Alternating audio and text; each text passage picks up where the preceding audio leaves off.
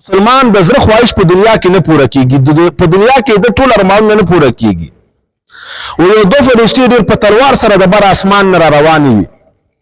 په دې لاره کې دا یو فرشته دی بل نه تپوس کوي چې چېرته ځي. وایي دا یو ورته وایي چې ځم فلانکي ځي ته او یو مجوسي دی هغه مړ کېږي او د مجوسي میانو ته زړه شوی دی او هغه خپل کسان را لېږلي سمندر ته او میان رانیسي، لیکن په دغه ورځ په دې سمندر په دې طرف کې میان نشته.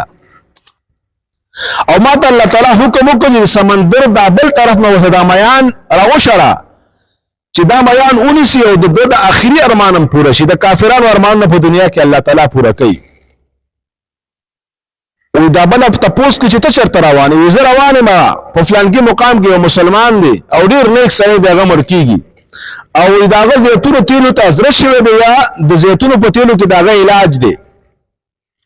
اول ملاوېدل نه اوس ورته ملاو شوي دي او هغه ته مخامخ کې ښودلی شوي دي او هغه وده دی ان قریب هغه راویښېدونکی دی. دا زیتونو تیل سکونکی دی، دا زیتون تیل هغه استعمالوي او ما ته الله حکم وکړي زیتونو تیل وغورځوه چې دا ضایع شي او د ده د آخري ارمان هم پوره نه شي او په جنت کې د ټول ارمانونه زه پوره کړم.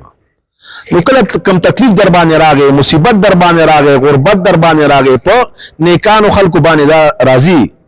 اشد البلاء علی الانبیاء ثم الامثل فالامثل. ډیر تکلیفونه په انبیاء راغلي دي چې انبیاء ته څوک په اعمالو کې نږدې وي، په تقوا کې نږدې وي، هغوی باندې مصیبتونه راځي، په علماو باندې، طلباو باندې، نیکانو خلکو باندې. څوک چې دین سره څومره ډیر مضبوط وي الله تعالی په هغوی باندې هغه ازمیختونه امتحانات راولي. او حدیث کې راځي چې څومره د ایمان مضبوط دی دومره باندې الله تعالی امتحان ډیر راولي چې الله تعالی تا کامیاب کی. یو روایت کې دا راځي وی یو جنتی و په جنت کې په خپل عمل نامه کې داسې اعمال وګوري چې دا به حیران شي والله تعالی ته دا عمل خو ما نه دی کړی، دا ماته د کوم ځای نه میلاو شوی دی. وی فرشتې به ورته ووایي چې دا په دنیا کې به تا باندې مصائب راغلي وو، بیمارۍ در باندې راغلي وي، د هغې په سبب تا ته الله تعالی دا دومره تکلیفونه درکړي دي او تا دعاګانې غوښتې وي او دعاګانې ستا نه وي قبولې شوي، د هغې په بدله کې الله تعالی دا تا درکړي دي. او یو حدیث کې راځي یو انسان به داسې وي چې د هغه وخت به رانږدې شي او هغه به مړ کېږي، لیکن د ده اعمال به ډېر کم وي او ده ته به الله تعالی اوچته درجه لیکلي وي.